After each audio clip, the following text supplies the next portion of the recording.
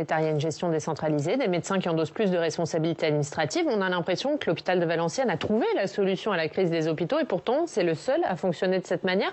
Comment vous l'expliquez ?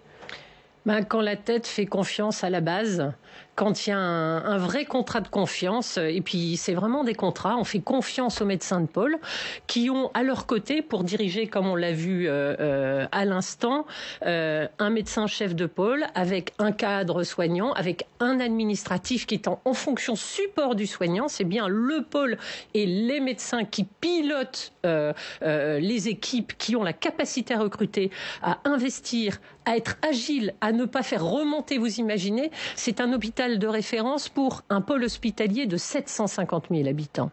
Il y avait 4 500 salariés dans cet hôpital qui est un centre hospitalier général, qui n'est même pas CHR, puisque dans le département du Nord, nous avons 2 600 000 habitants. Encore la décentralisation nécessaire, adaptée au territoire.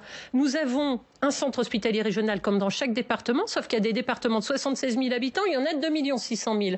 Hospitalier général, quand vous gérez une population de cette taille, c'est pas possible, vous n'avez pas les bons moyens. Mais malgré tout, ça a nécessité que l'hôpital se réinvente et trouve des solutions. La solution, ça a été moins d'administratifs.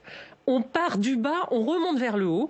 Il y a effectivement des contrats de pôle. On leur demande quoi ? Ils ont des recettes dans chaque pôle, liées à l'activité de leur service et des dépenses. À l'intérieur de cela, ils ont la possibilité de recruter les profils qu'ils veulent, acheter le matériel nécessaire. Quand on est en période de Covid, l'AREA, elle a pu acheter le matériel nécessaire en urgence. Quand on dépasse 75 000 €, on peut encore faire, mais on passe devant une commission de pairs pour s'assurer que les choix qui sont faits sont les bons. La seule obligation, c'est d'avoir un budget équilibré.